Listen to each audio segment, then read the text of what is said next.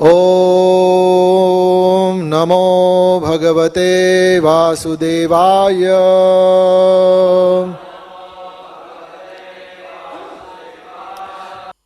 Reading from Srimad Bhagavatam, Canto 3, Chapter 28, Text number 2. Swadharma charanam shaktya vidharma cha nivartanam daiva labdhena santosha Atmavikcharanarchanam. Translation and purport by His Divine Grace A.C. Bhaktivedanta Swami Srila Prabhupada. Translation. One should execute his prescribed duties to the best of his ability and avoid performing duties not allotted to him. One should be satisfied with as much gain as he achieves by the grace of the Lord, and one should worship the lotus feet of a spiritual master. Purport. In this verse, there are many important words which could be elaborately explained, but we shall briefly discuss the important aspects of each. The final statement is Atmavik Charanarchanam. Atmavit means a self-realized soul or bona fide spiritual master. Unless one is self-realized and knows what his relationship with the super soul is, he cannot be a bona fide spiritual master. Here it is recommended that one should seek out a bona fide spiritual master and surrender unto him, Archanam. For by inquiring from and worshipping him, one can learn spiritual activities. The first recommendation is Swadharma Charanam. As long as we have this material body, there are various duties prescribed for us. Such duties are divided by a system of 4 social orders: Brahmana, Kshatriya, Vaishya and Shudra. These particular duties are mentioned in the Shastra and particularly in Bhagavad Gita. Swadharma Charanam means that one must discharge the prescribed duties of his particular division of society faithfully and to the best of his ability. One should not accept another's duty. If one is born in a particular society or community, he should perform the prescribed duty for that particular division. If, however, one is fortunate enough to transcend the designation of birth in a particular society or community by being elevated to the standard of spiritual identity, then his swadharma or duty is solely that of serving the Supreme Personality of Godhead. The actual duty of one who is advanced in Krishna consciousness is to serve the Lord. As long as one remains in the bodily concept of life, he may act according to the duties of social convention, but if one is elevated to the spiritual platform, he must simply serve the Supreme Lord. That is the real execution of Swadharma.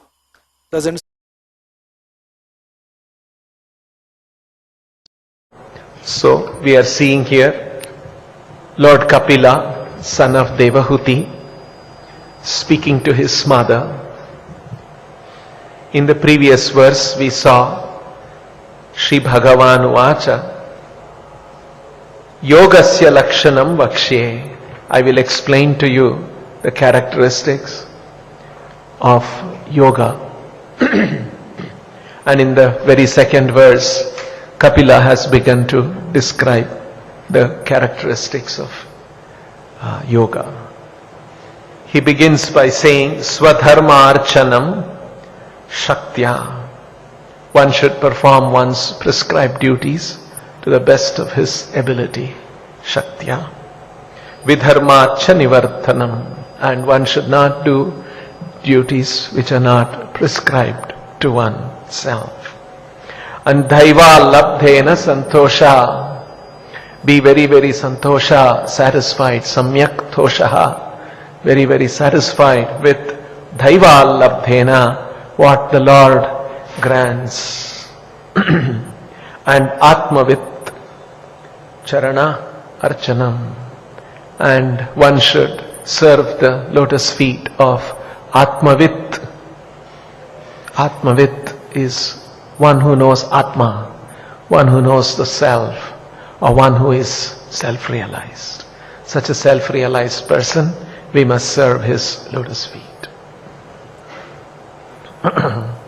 One should execute his prescribed duties to the best of his ability, swadharmarchanam shaktya, and avoid performing duties not allotted to him, vidharmacha nivartanam. One should be satisfied with as much gain as he achieves by the grace of the Lord, daiva labdhena santosha, and one should worship the lotus feet of his spiritual master, atmavit charana archanam.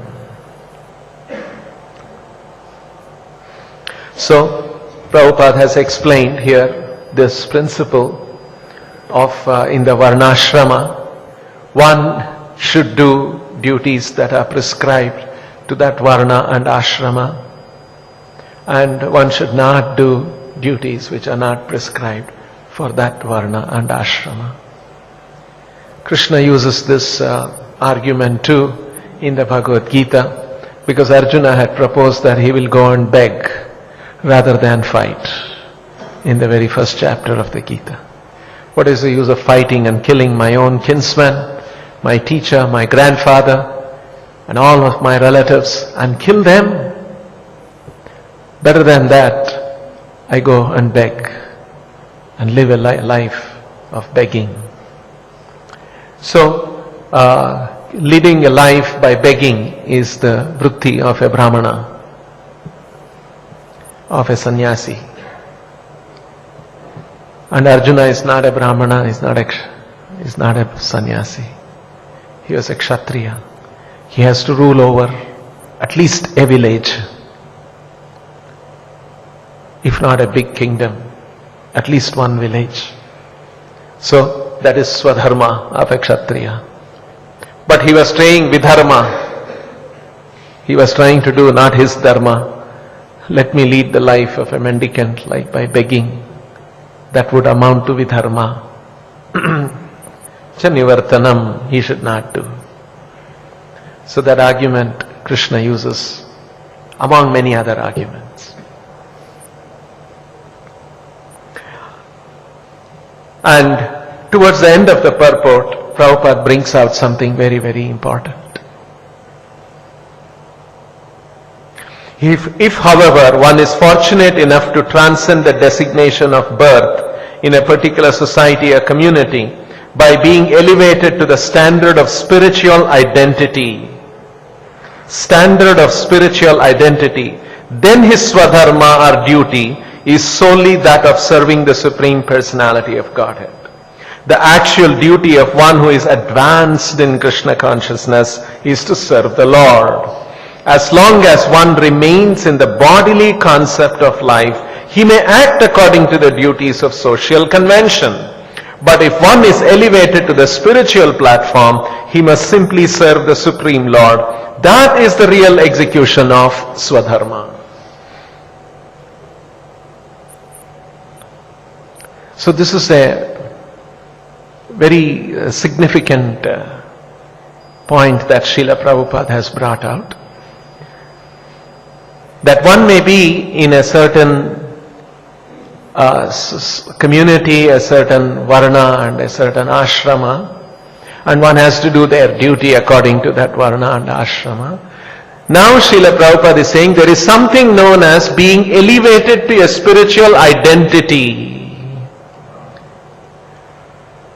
And once one is situated on the spiritual identity, then one does not have to worry about those particular varna and ashrama duties. In that situation, there is only one duty, which is to serve the Lord. Actually, Krishna uses this as the ultimate argument in the Bhagavad Gita to solve the dilemma that Arjuna is in. This is a paradigm shifting argument. It completely changes the way one looks at one's situation. And what is that? Here Prabhupada has used these words. As long as one remains in the bodily concept of life, one perception is the bodily concept of life. I am a body, I have this body, and I have this mind and intelligence, and my identity is defined in terms of that. Then you get one perspective of life. But a much higher perspective and a true perspective is, I am not the body, I am not the mind, I am not the intelligence. I possess these things, I am a spirit soul. That perspective is this becoming free from the bodily concept of life. That is called being situated in the standard of spiritual identity. And when one comes to that platform, then his swadharma becomes only one activity, which is to serve the Lord, which is to please the Lord. And Prabhupada has said, if one is fortunate to come to that platform, not everyone will be fortunate. Most people will be in the bodily concept of life, and they will be doing their respective duties, and life will be going on.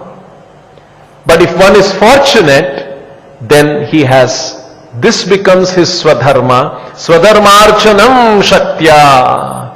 One should do his swadharma of serving the Lord to the best of his ability, vidharmacha nivartanam, and never do activities which is vidharma, which is against serving the Lord.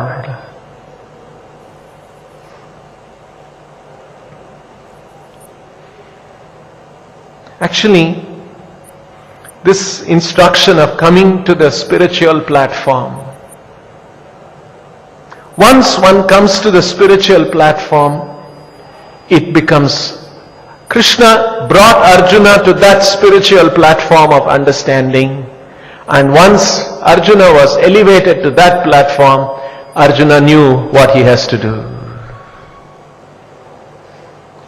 His doubts were gone, his duties became clearly defined, and now he said, I know what is to be done. That is why in the beginning of the second chapter begins this way. Sanjaya uvacha tam tatha krupaya vishtam ashru purna kulekshanam vishidantam idam vakyam uvacha madhusudhana. Three particular symptoms are described here of Arjuna.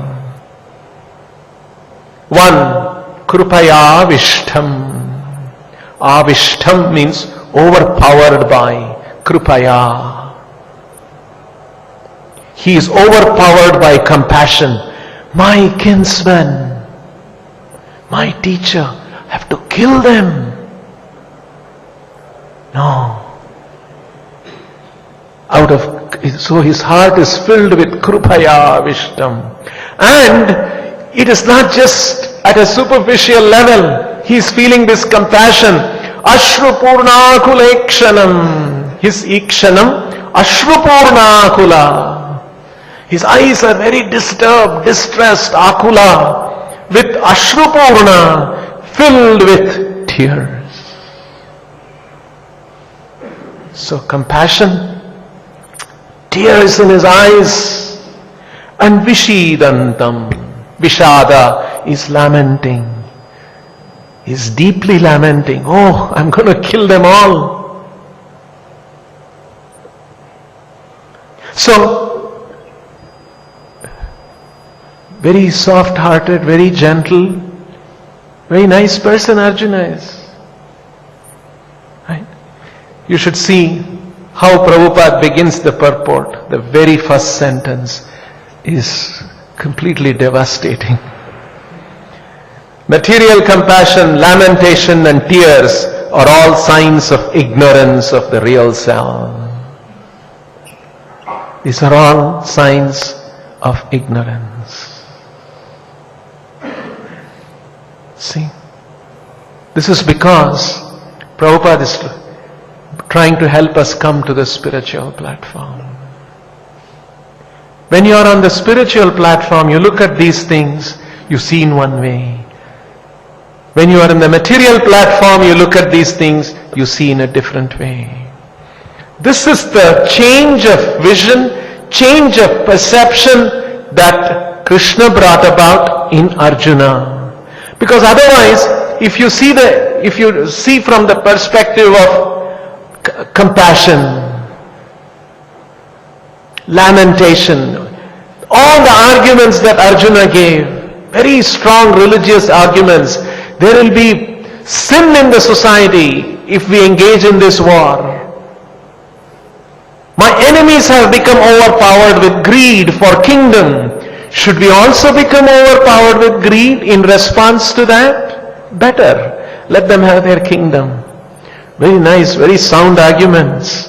Like a gentleman. See? Now what is the argument that can change Arjuna's position? Krishna uses the ultimate argument, explaining the ultimate reality of things, and that is to elevate Arjuna to the spiritual conception of life rather than be in the bodily conception of life.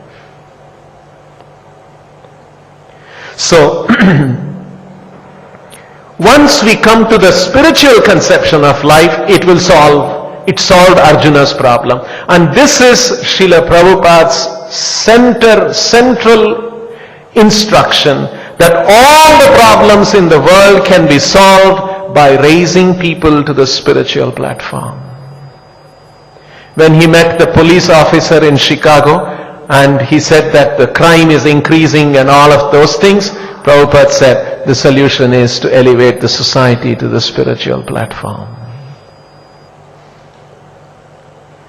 When people said that the wars are happening and all of these things, there are so many global problems, Prabhupada's solution was to elevate people to the spiritual platform.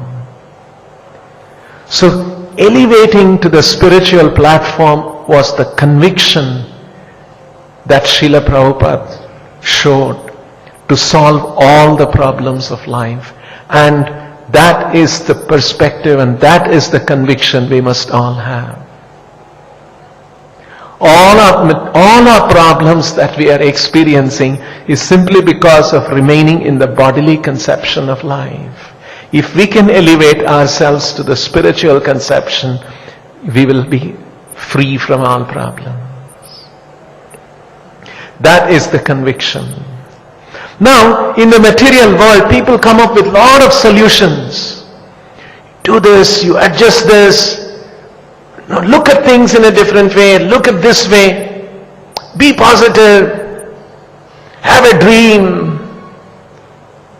All these kind of ideas, all of them are simply on the bodily conception of life. But that is why Prabhupada uses another expression. We don't try to solve the material problems. We get out of the material problems. You see, material problems can never be solved.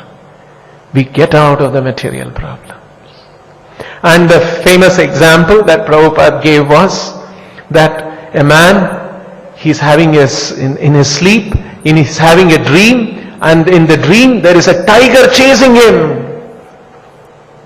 You know, sometimes we get some bad dreams, full of fear, and here is a man, he's looking back and there is a tiger ferociously attacking him, and he's running.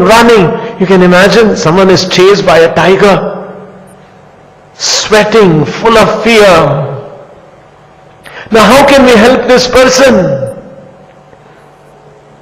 Somehow, if he can find one place he finds a house and locks himself up. All those different kinds of solutions are there. But one simple solution is wake him up. When he wakes up, there's no tiger. This is the solution of rising to the spiritual platform. If we are in the material platform, problems will be there. We'll be haunted by these problems. We'll be struggling and suffering. But if we learn the art and science and the practice of rising to the spiritual platform, then we will know how to deal with all of these material problems, and that will not be bothering us. This is the solution. Now, we talked about rising to the spiritual platform. There is a way to rise to the spiritual platform, and there is a way to remain on the spiritual platform. And if we are not careful, we can slip back to the material platform. Or we can be steady in the spiritual platform and make progress on the spiritual platform. All of this is possible. And now, for us to rise to the spiritual platform, to become aware that there is a spiritual platform and we must rise to the spiritual platform, that happens when we come in touch with a pure devotee of Krishna. It is the pure devotee of Krishna who will introduce us to this alternate platform. Otherwise, if we don't meet a pure devotee, spiritual master, that's why Prabhupada has used this word. If, however, one is fortunate enough to transcend, one has to be fortunate to meet a pure devotee, spiritual master. One has to be fortunate to meet a pure devotee, representative of Krishna. If one is fortunate. Otherwise, we'll be meeting so many teachers and they'll be guiding us in this way, that way, all on the material platform, adjusting things. If we are fortunate and meet a spiritual master, he will guide us to come to the spiritual platform. That is why Prabhupada says, Arjuna was fortunate that he met Krishna. He had Krishna to advise him. In the same way, if one is fortunate to meet Krishna or Krishna's pure representative, who will also advise Krishna's instruction to elevate ourselves to the spiritual platform. It's a completely new paradigm, new understanding of how to solve the problems. And that rising to the spiritual platform happens. We get introduced to that by this pure devotee spiritual master. And then in this age, to rise and to remain on the spiritual platform, the most effective way is chanting the Hare Krishna mantra. Because we are chanting every day, we can rise and we can remain. What is holding us in the bodily conception of life and preventing us to rise to the spiritual platform is the modes of material nature. And the three modes of material nature in different ways that bind us. Even Sattva-guna binds us. This is what Krishna says in the Bhagavad Sattvam Bhadnati. Even Sattva-guna binds us. And all these other books that are there, self-help books and all of those kind of things, do this, do. Actually what they are doing is, they are trying to help us shift from one mode to another mode. One way of looking at one's sattvic mode to rajasic mode to tamasic mode to rajasic mode. They are trying to basically dabble with the three modes of material nature. And that's just an ineffective and temporary solution. Not necessarily things will work out that way. But the process, that spiritual method, is to rise to the spiritual platform. And how do we rise to the spiritual platform? Giving up the platform of the three modes, giving up the bodily conception of life, rising to the spiritual platform. How do we do that? And that is Mamchayo Avyabhicharena Bhakti Yogena Sevate Sagunan Samathitya Brahma Bhuyaya Kalpate. Brahma Bhuyaya Kalpate means coming to the Brahman platform, which is coming to the spiritual platform. And how does that happen? Sagunan Samathitya transcending the three modes of material nature. And how that is affected? Bhakti Yogena Sevate. By doing Bhakti Yoga, chanting, associating with devotees, worshipping the Lord. But a wonderful word that Krishna uses, which tells us we can transcend and remain. Avyavicharena bhakti yogena. Avyavicharena means constantly, without failing, without deviating. The moment we deviate, we slip into the material conception of life. That is why we should be careful about sinful activities.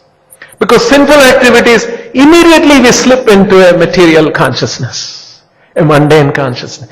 With a great deal of struggle we rise up.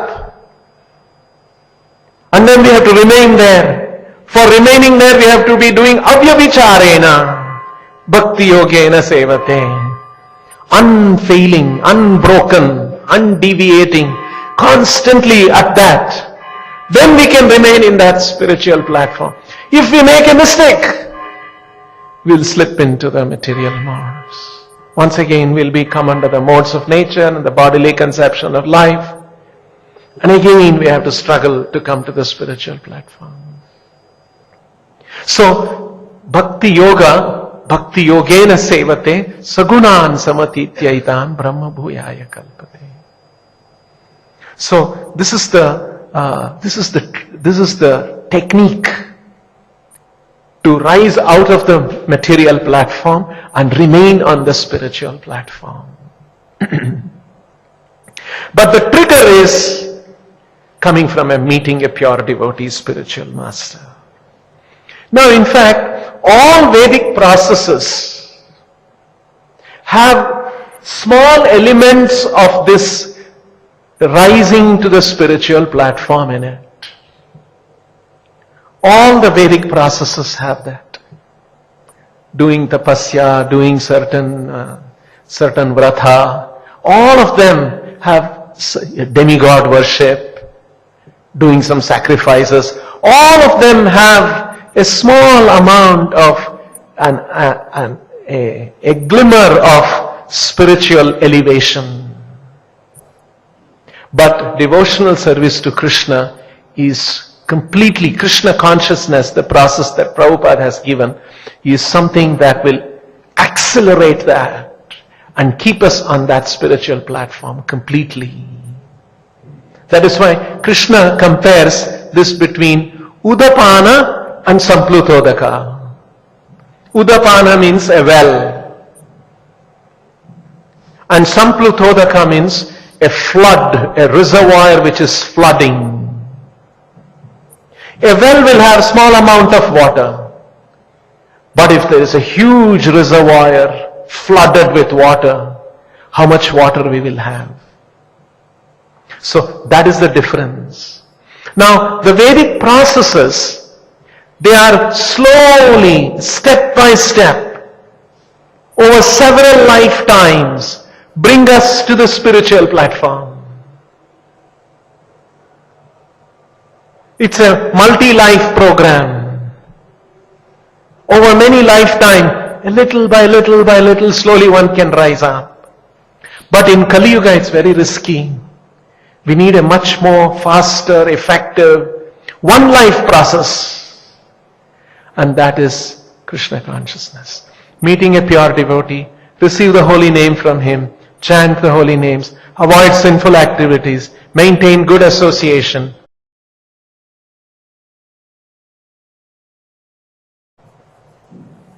So this is an alternate method. Within one lifetime, very quickly rising to that spiritual position. And from that spiritual position, you act.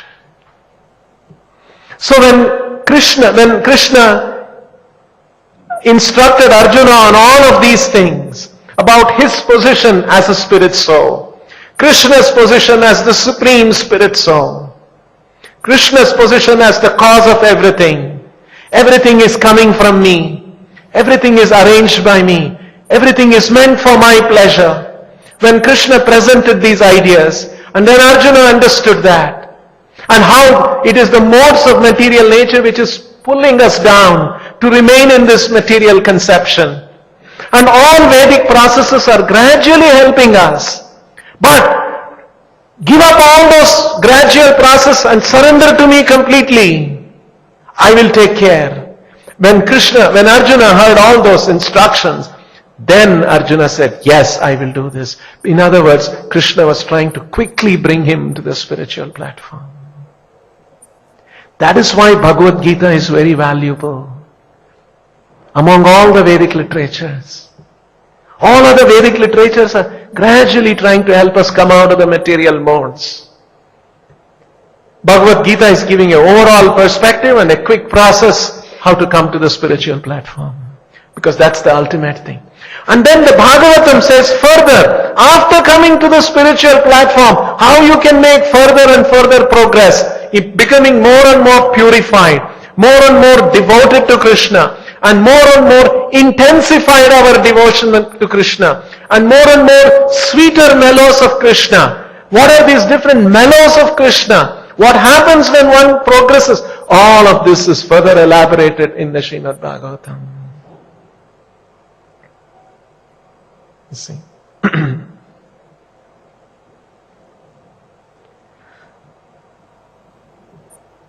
Prabhupada was very concerned about politics in the institution. Because any institution, if you take any institution of human beings, there will be politics. Prabhupada was very concerned about politics plaguing and crippling our institution too.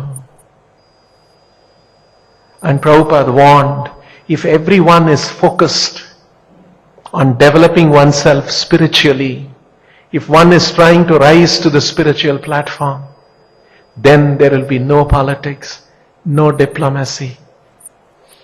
And we can have a society free from politics if everyone is focused on elevating oneself spiritually. A Vaishnava institution, a Vaishnava society, a Vaishnava means being on the Vishnu platform, on the spiritual platform. If we are on the material platform, we will be our conception, because we have a bodily conception of life on the material platform. We are under the modes of material nature. That will be driving us helplessly to seek sense gratification, to seek happiness for oneself. If we are striving to remain on the spiritual platform, then in such an institution, there will be no politics. Politics means, Prabhupada said, thinking of one's happiness. Spiritual platform means always thinking of welfare of others. Always working for the welfare of others. So, if we come to the spiritual platform, that is the spontaneous thinking, how I can work for the welfare of others, not for my own happiness. So, only if we keep ourselves individually and as a group on a spiritual platform, constantly striving to be on the spiritual platform, we can create an institution free from politics. Prabhupada wanted us to set up to create and maintain such a society. Another important factor is, actually, scholarship is not a prerequisite to come to the spiritual platform.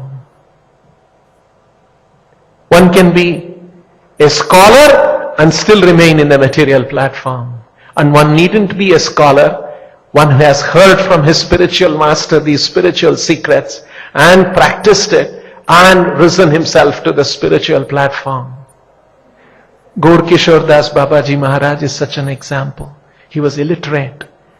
But if he speaks, he will speak the highest conclusion of the Bhagavatam. He was always on the spiritual platform. So, scholarship is not a requirement.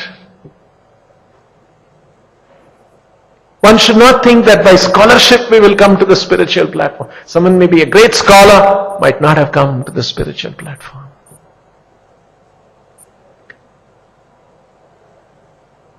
Another factor is, Bhagavatam explains, here Prabhupada has said this towards the end, as long as one remains in the bodily concept of life, he may act according to the duties of social convention.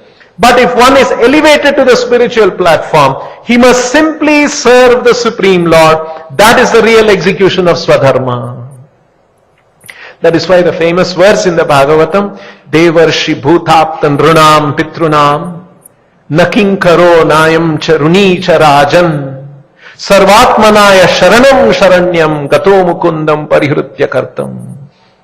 We have got Runa. Runa means obligation or a debt to several people.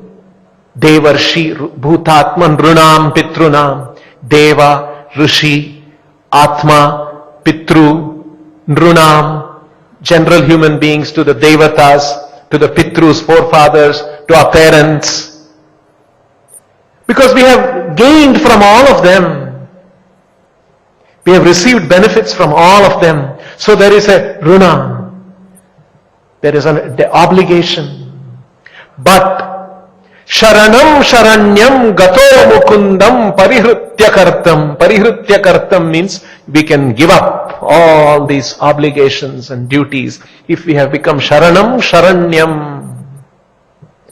If we have surrendered to Sharanyam, Mukunda, who is the Sharanya, who is the one who gives shelter to everyone. If we have taken shelter of him, then one is not anymore obligated to any of these. Because now we have come to the spiritual platform. That is why Srila Prabhupada's famous statement, when we are in ignorance, we have so many duties and responsibilities in this world.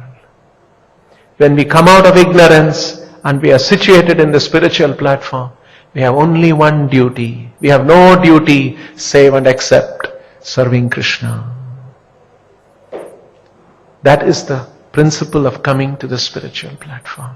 And so Prabhupada, every time an opportunity comes, Prabhupada is pointing out. And when we come to the spiritual platform, all other spiritual instructions are automatically included. For example, Daiva Labdena Santosha. If one is on the spiritual platform, automatically Daiva Labdena Santosha, satisfied with whatever the Lord has given me, will become a easily attained state of consciousness. It's like saying, if you have 1 crore rupees, it means you already have 100 rupees. 100 rupees, 200 rupees are all included when you have 1 crore rupees. So when we come to the spiritual platform, all other instructions, all other spiritual directions which are there, gradually helping us to move up through the labyrinth of the modes and disentangle ourselves from the modes. All those different instructions completely included in the platform of spiritual consciousness, spiritual identity. This is the beauty, this is the special thing that Krishna consciousness teaches, and Bhagavatam is all about bringing us to the spiritual platform, steadily remaining there and making further progress to understand the whole world of spiritual dynamics. We'll stop here. Grantaraj Srimad Bhagavatam ki, Srila Prabhupada ki.